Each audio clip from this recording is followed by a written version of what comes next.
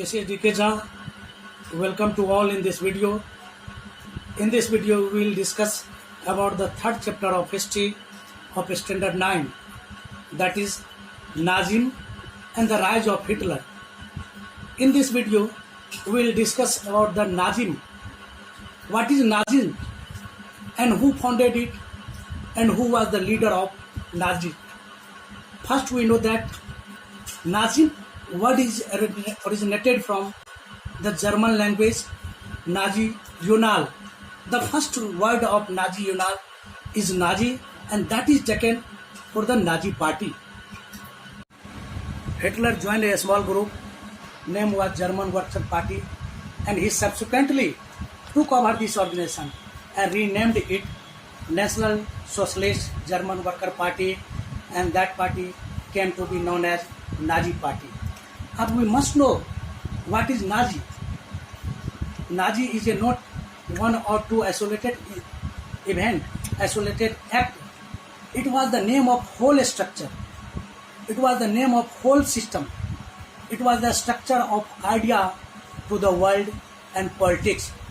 अब we know that ये कोई एक दो घटना का नाम नाजी पार्टी नहीं था, ये एक पूरी व्यवस्था का नाम नाजी पार्टी था, जिस व्यवस्था के अंदर पूरे विश्व की राजनीति और उसकी सोच को बदल दिया गया, पूरे यूरोप के अंदर स्ट्रक्चर को चेंज कर दिया गया। ये एक इस तरह की व्यवस्था थी जिसका लीडर हिटलर था। अब समझने की बात यह है, जो इसको इस नाजी पार्टी को समझने से पहले हमें इसके कुछ फ्लैशबैक में जाना होगा, जहाँ से इस चैप्टर की शुरुआत हो रही है। ये था हेलमुट। ये हेलमुट कौन था? Why Helmut fathers. इस सिलसिले में हमें जानना होगा जो why Helmut father killed himself, shoot himself in his office. अब इसके लिए हमें पहले ये जानना होगा जो आखिर ये हेलमुट कौन था। जैसा कि आप जानते हैं, this chapter begins with Helmut story. Helmut was a 11 years German old boy who lay in the bed and he overheard the discussions going on about his parent. It was very serious. His parents were talking in very serious tone and it was the fears of revenge. ये लग रहा है जैसे कहीं बदले की भावना में, बदले का डर जो है, इसके बारे में बात कर रहा है। और इसके very next day, Helmut's father took Helmut and went to the woods where he spent his last happy time. ये उनके जीवन का सबसे अंतिम खुशी का क्षण था, जहां उन्होंने अपने बच्चों के साथ बिताए और बच्चों का चाइल्ड सॉन्ग आए। यही उनके जीवन का अंतिम समय था। And very next day and after few days Helmut father shoot himself in his office. No doubt Helmut fathers was a renowned prominent physicians, prominent doctors, whether the time had come to kill the entire family or if he should commit suicide alone. Now the time had come. The lie will do to us what we did with cripples and Jews. अब इस बात को, डर को दर्शा रहे हैं Helmut के फादर, जो समय आ गया है, जो अब हम जो यहूदियों के साथ या अपाहिजों के साथ किए, अब वही एलाई मेरे साथ करेगा। अब प्रश्न उठता है, ये एलाई कौन था? As we know that there is a two types, there was a two groups in the First World War and Second World War.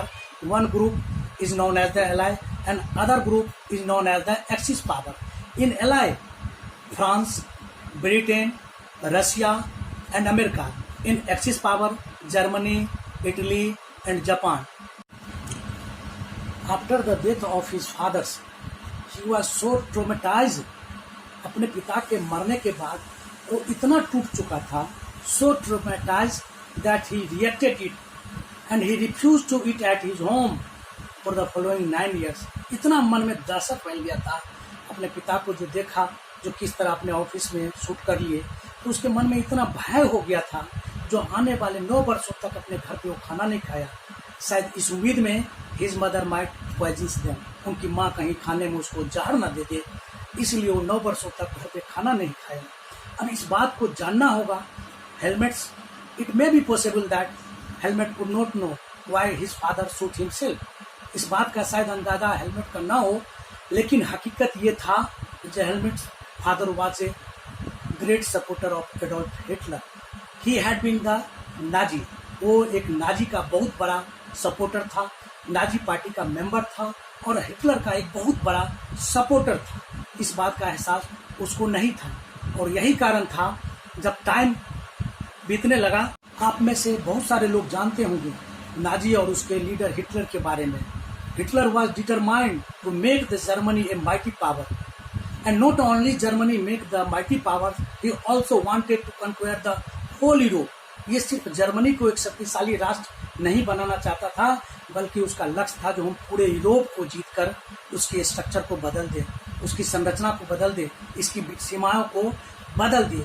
और यही कारण था under the shadow of the second world war when Germany attack on Poland in 1939 the second world war begins and under the shadow of second world war Germany had waged a genocidal war. इसके तहत Europe में रहने वाले एक खास group की, एक खास नस्ल के लोगों को, इन विच जूई, क्रिपल्स, पोलिस, जिप्सी, आपको अंदाजा होगा इस बात का, जो 60 लाख यहूदियों को, 2 लाख जिप्सी को, 10 लाख पोलैंड को और even 17,000 Germans who were physically और मेंटली डिसेबल्ड वेयर किल्ड। और इतनी बड़ी तादाद में लोगों को मारने के लिए they establish various killing center that is known as ऑस्विट्ज़।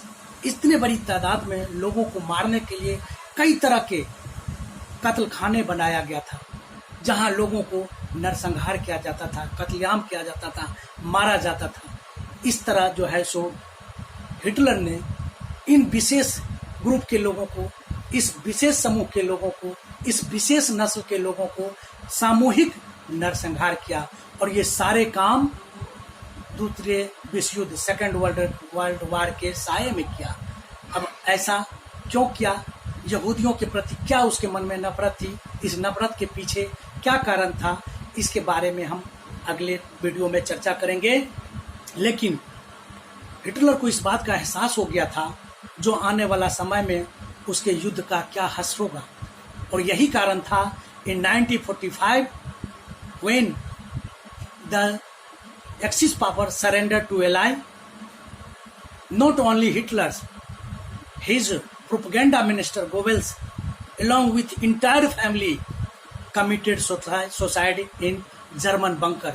ये हिटलर ही नहीं सिर्फ, बल्कि उनके जो प्रोपेगेंडा मिनिस्टर थे गोबेल्स, वो अपने पूरे परिवार के साथ अप्रैल 1945 में बर्लिन के एक बंकर में सुसाइड कर लिए, क्योंकि उनको मालूम हो गया था जो मेरे अब इस युद्ध का क्या हश्र होने वाला है। और एलाई शक्ति जिसके तहत ब्रिटेन, रशिया, अमेरिका, फ्रांस क्या करने वाला है, इसी के भय से, इसी के डर से इन अप्रैल 1945 they all of them committed suicide.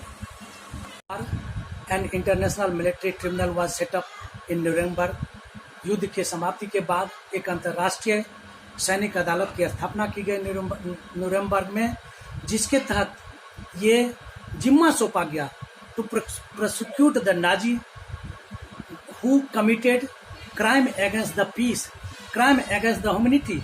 ये मानवता के खिलाफ इस विश्व युद्ध के साये में एक विशेष वर्गों के लिए, एक विशेष नस्ल के लोगों को नरसंहार करने के जुल्म में, मानवता के खिलाफ, शांति के खिलाफ, इसके खिलाफ जो है सो कार्रवाई करने की जिम्मा दी गई, सौंपा गया। और आपको जानकर you will be surprise that only 11 leaders were convicted. सिर्फ 11 लोगों को सजा दी गई, that were sentence to death. सिर्फ 11 लोगों की मौत की सजा दी गई and most of them imprison for life. अधिकांश लोगों को इसमें आजीवन कारावास की सजा दी गई। अब ये प्रश्न उठता है, तो इतने बड़े नरसंहार, पनिशमेंट वाज वेरी सॉफ्ट, ये इतना छोटा, जितनी बड़ी क्रूरता और नरसंहार इन नाजी पार्टियों के द्वारा, इन हिटलरों के द्वारा किया गया, इसके बदले इतनी छोटी पनिशमेंट क्यों दी गई? आखिर 11 लोगों को ही मौत की सजा दी गई, बाकी लोगों को आजीवन कारावास दिया गया, बहुत सारे लोगों को छोड़ दिया गया। तो ये अपने आप में एक प्रश्न उठता है, जो आखिर इतनी बड़ी क्रूरता के लिए इतनी छोटी सजा क्यों? तो इसके भी एक रीजन था। ये रीजन ये था, जो एलाई पावर थे, ये जो रशिया, ब्रिटेन, फ्रांस, अमेरिका था, they did not want to impose a happy punishment as imposed in the First World War after the Versailles Treaty. ये नहीं चाहते थे जो इन नाजियों के ऊपर उतनी बड़ी सजा थोपा जाए जैसा कि वर्साई के संधि के बाद 1919 में थोपा गया था, क्योंकि बहुत सारे लोगों का मानना था जो ये भी एक after the treaty of Versailles what people felt in Germany, it was also a cause to rise the Nazi, to also rise the Nazi party. ये भी बहुत सारे लोगों का मानना था जो जिस तरह वर्साई की संधि में भेदभावपूर्ण एक तरफा जर्मनी के ऊपर जो संधि लादा गया, जर्मनी के ऊपर जो इम्पोज किया गया, जो उसको पंगु बनाया गया, जो उसको डिसेबल्ड किया गया, ये भी इस नाजी पार्टी को बढ़ने में ये भी एक कारण था जिसकी वजह से अधिकांश लोग ने नाजी पार्टी को प्रोत्साहित किया। दोस्तों, इसके आगे हम फिर नेक्स्ट वीडियो में शेयर करेंगे, इसके आगे हम फिर नेक्स्ट वीडियो में डिस्कस करेंगे। Thank you.